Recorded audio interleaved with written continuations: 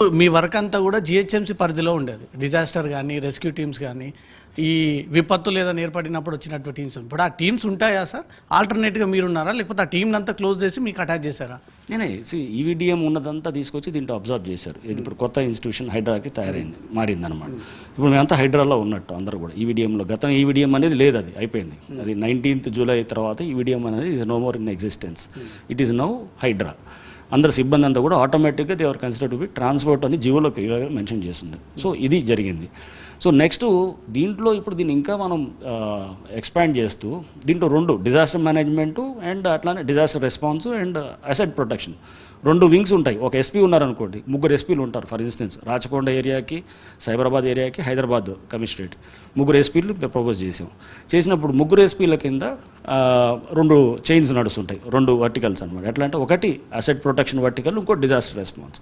So disaster response అంటే వాళ్ళు ఇది చేస్తుంటారు, ఏది వరదలు వచ్చినప్పుడు లేకపోతే ఇట్లా వర్షాలు వచ్చినప్పుడు దాన్ని అసెట్ ప్రొటెక్షన్ ఏమో మన ఆస్తులను పరిరక్షించడం, డిమాలిషన్స్ ఇవన్నీ కూడా వాళ్ళు చూస్తుంటారు.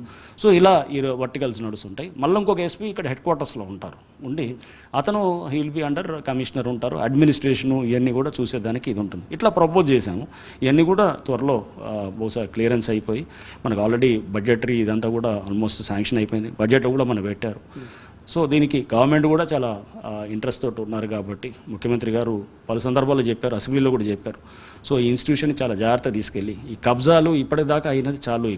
ఇప్పటిదాకా మనం దీన్ని ఇప్పుడన్నా చెక్ చేయకపోతే కనుక ఇంకో 10 ఏళ్ళకి మన చెరువులు కూడా ఉండవు. చెరువులు లేకపోతే మొత్తం వరదలు, మొత్తం ఇప్పుడు హైదరాబాద్ ఉన్న పరిస్థితి నుంచి దీనికి మనం ఇంకా డిస్టర్బెన్స్ మనం చూసే పరిస్థితి ముందు వస్తుంది. ఇప్పుడన్నా మనం మేలుకోకపోతే కనుక.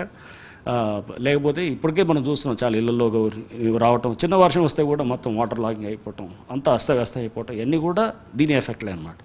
సో అందులో చెరువులను పునరుద్ధరించాలి, దానికి కావాల్సిన ప్రణాళికతోటి మనం ముందుకు పోవాలి. బాధితులు మిమ్మల్ని ఎట్లా అప్రోచ్ అవ్వాలి సార్? ఎట్లా ఫిర్యాదు అందజేయాలి? మీరు హైడ్రా స్టార్ట్ చేసిన తర్వాత ఎన్ని ఫిర్యాదులు అందాయి?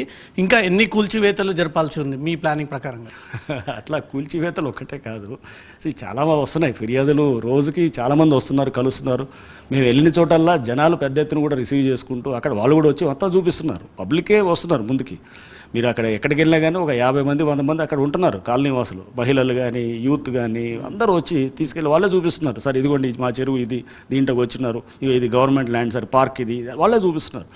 సో పబ్లికే పెద్ద ఎత్తున రెస్పాండ్ అవుతూ వాళ్ళే ఇన్ఫర్మేషన్ ఇస్తున్నారు. చాలామంది వచ్చి కలుస్తున్నారు, మెసేజ్లు పెడుతున్నారు, మాకు ఈమెయిల్స్ పెడుతున్నారు, రకరకాల పద్ధతులతో. దీన్ని ఇంకా స్ట్రీమ్లైన్ చేయాలి. అంటే ఇప్పుడు మేమేంటంటే ఇంకా ఫుల్ ఫ్లెడ్జ్డ్గా వెళ్ళలేదు, ఎందుకంటే ఇంకా టీమ్స్ లేవు.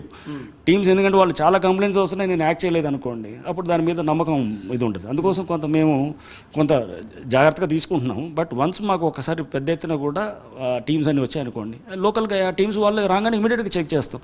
మేము అట్లాంటివి కావాలంటే కనుక ఒక గ్రీవెన్సెస్ లేకపోతే ఇట్లా కంప్లైంట్స్ తీసుకోవడానికి ఒక డే కూడా పెడతాం. ఇప్పుడు చాలా చోట్ల మనం చూస్తాం గ్రీవెన్సెస్ డే కింద పబ్లిక్ వస్తారు, మండే పెడుతుండొచ్చు. బట్ నా దగ్గరికి రోజు వస్తున్నారు ఇప్పుడు.